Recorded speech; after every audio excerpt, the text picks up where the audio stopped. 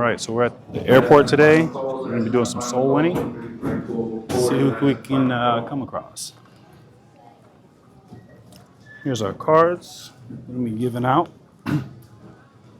Hey, how you doing, sir? Can I give you a card? My name's Caleb. I'm from a Baptist church. And I'm just out in the air. We're vlogging. We're going up to Peru today.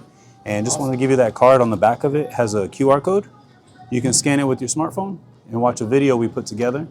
If I could ask you a quick question. The question would be, what do you personally think it takes for a person to make it to heaven? Do you have any personal beliefs?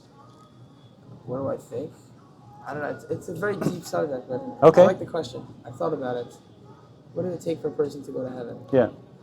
I mean, I follow the Torah. I was assuming so. I saw the... I'm Jewish. Okay. Yeah, these are called tefillin.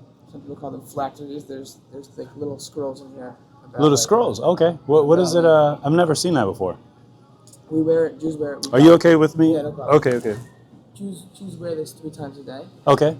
Jews pray 3 times a day, but they only wear this in the morning. There's some very small set of people that wear it the entire day. But it's not really. Most people just wear it in the morning. Okay. And it's like, we call it parshas. It's little writings that connect us to God. And it's something that when we wrap it, we're wrapping ourselves. And what is this, leather? Yeah, this is leather. And here, this is the Hebrew letter. We make a shin here. And the other way, it's a different letter. And we make 7 wraps here. Okay. And then we wear a box on our head. What is the box for? The same thing. It has the scrolls in it? And it talks about it in a prayer that we say when we go to sleep. It's called Shema when we cover our eyes. It says that in here. Okay. But what do you want to know? So what do you? I'm curious now. I've never heard of the box or any of that or whatnot. But what do you think it takes, or what do you believe your book, your religion, or you believe it takes to get to heaven? There's something called bechira in Judaism. It's called free choice, free will. So the deep question of what is free will. Okay. So I think that people are born into certain situations, and people have to make their decisions for the situations that they're in. Okay. And they have to do their best to follow God. Okay. We have 613 commandments as Jews. You have to follow all of them to get in? It's 613, but there's some girls, there are girls and boys, so... Okay, some pertain to girls and some... Exactly, and also there's different statuses of a Jew. When we get the temple back, they're called Kohanim. They're going to be worshiping and being able to go further into the temple than a regular person would. Are they trying to do that now? No. So they have Kohanim, and in synagogues that we go to, but they just give you they give us like a prayer bracha. Okay. But in regards to the temple, are they working on getting that set up or no? No, we're waiting for the Messiah to come. Gotcha. And then hopefully we'll have the new temple. Okay. But the way a person gets to heaven is just by following God as best as they can. Okay. And doing it out of love. Because if you don't do it out of love, then it's really in vain. And one day it's not going to happen. So when you say that, are you saying that getting to heaven is based on faith only, or faith and your works? You need to have faith. It's in this world, especially today. It's such a dark world. Okay. And I was just reading about one of the rabbis that I like to learn from. Yeah. Somehow it's a dark world, and when the Messiah comes, everything's going to be totally different. Is there going to be any type of prophecy for the Messiah when he comes, for you to know who it is? Because, I mean, I'm not trying to disrespect or anything, but what if I were to say I'm the Messiah? Obviously, I'm not, but of course. How would you know? There are certain things that the Messiah, there's a certain boxes that the Messiah has to check. Okay. And what would be the number one thing? What would you assume? I don't know. I don't know what it's going to look like. Okay. But hopefully it'll be a beautiful day. And okay. And the way to do that is just by following the commandments as best as possible. Okay. And doing it with a love, and like you said, having a real faith, because that's what really holds a person. So if I could ask it this way, do you know what? So I'm Christian, and obviously there'll be a difference here because I already believe the Messiah came already. I believe it was Jesus, obviously, right? Which I know you more than likely reject, correct? So my question, if I could ask, it would be, if you would allow me to, can I share with you from the Bible what Christians believe it takes to get to heaven? Sure, and then if you don't mind, I need to finish praying. I'm boarding in 10 minutes. Okay.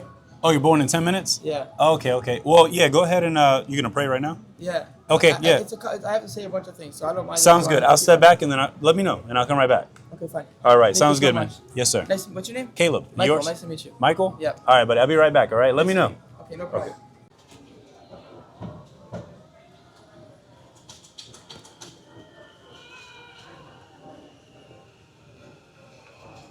what I was going to share with you is,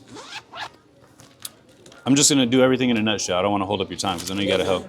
So this is what I believe. So I'm just explaining from what I believe, which I'm sure we're going to disagree at some point, which is okay. That's fine. But I just want to share with you what I personally believe. So the Bible teaches here, it says and the verses that I'm going to show you are also found in Old Testament. I don't know if you're a Torah-based Jew, right? So the verses I'm going to give you, they're in the New Testament as well, but they're also in the Torah. This is Tanakh, yeah? This is Tanakh.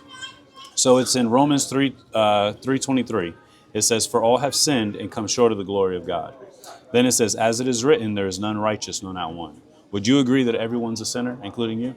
Everyone's sinned. I've sinned. I wasn't religious before. I could show you pictures if you want to see what I looked like. Everyone has sinned. Everyone's unrighteous. No one's perfect.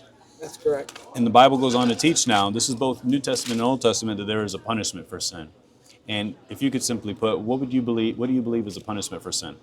I don't know. I learned something called the Gemara. I don't know if you know what that is. Never heard of that one. It's a very interesting book, and it talks about. So within the Torah, rather, in the Torah, what do you believe it teaches? It talks about. There's a bunch of different rabbis that interpret hell to be different. Okay. There's a bunch of them. But in the end, though, hell would be the general location. This was my senior year. I had a crazy amount of hair. I was a little insane. I was pretty much the same way. I was the same way. Yeah, so we all are. So were you were born Jew or? Yeah, I was, but I wasn't so religious. Gotcha. So according to the Bible teaches in Romans 6:23, it says, "For the wages of that's my dad." Hey, it says, "For the wages of sin is death, but the gift of God is eternal life." Both Torah and also New Testament say the same exact verse. It's literally pulling from both. Yeah. So the Bible is basically teaching. Wait, sorry to interrupt. You got a board. How you doing, sir? Hey, how you doing, buddy? Pretty good. Yes, sir. So yeah, I was just showing your son. I'm assuming. Yeah, I was showing your son from the Bible what the Bible teaches it takes for a person to make it to heaven. And I was showing him a verse in Romans 3:23 where it says, "For all have sinned and come short of the glory of God." And then I was asking him what he believed the punishment for sin was, which I'm sure we would agree on would be the Bible teaches that it's hell. Mm-hmm. And then I had asked him, I said, well, I didn't get to this part yet. This is where we came in here, where the Bible goes on to teach that, and he allowed me to record as well. I'm doing a vlog. Yeah, I don't care. I want to know your stuff so I can check you out. Yeah. So my channel is called The Great Commission Academy. And pretty much what I do is I run up to... Not here? No, so that's just from my church. Okay. So mine, you can look it up on YouTube. It's called The Great Commission Academy. And what I do is I travel all around the world. I ask people about their faith. I run into Muslims, Buddhists, Hindus, Christians, different denominations of Muslim too. A lot of people didn't know that, but you start running into different types, different sects of whatnot. Yo, good luck with your sir. Okay. Great to meet you. No more time? You good? Great to meet you. All right, brother. All right, guys. So as you can see here, we're finally back at the villa where we're at. This is where we're going to be staying at for the rest of the day. I was able to talk to the young man. Wasn't able to get it through. His dad pulled him out of the way, unfortunately. I mean, what can you say? But I will tell you, if you're not used to soul winning, this is actually a common occurrence where you're talking to someone, they're getting it, they're understanding it, they're ready to receive it. They might even change their faith and believe in it because of how simple and easy it is to be saved. But then you just come to find out that there's someone else who was near them who hated Jesus and didn't want anything to do with him, just like in the book of Acts, where Paul rebuked the fellow who was there and said, get away from this guy. You know what I mean? And he rebuked him harshly. And it's pretty much what happens. So hopefully, you guys use this as encouragement to go out soul winning and don't let anyone back you down and prevent you from sharing the gospel with someone else, all right?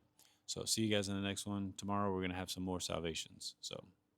The harvest truly is plenteous, but the laborers are few.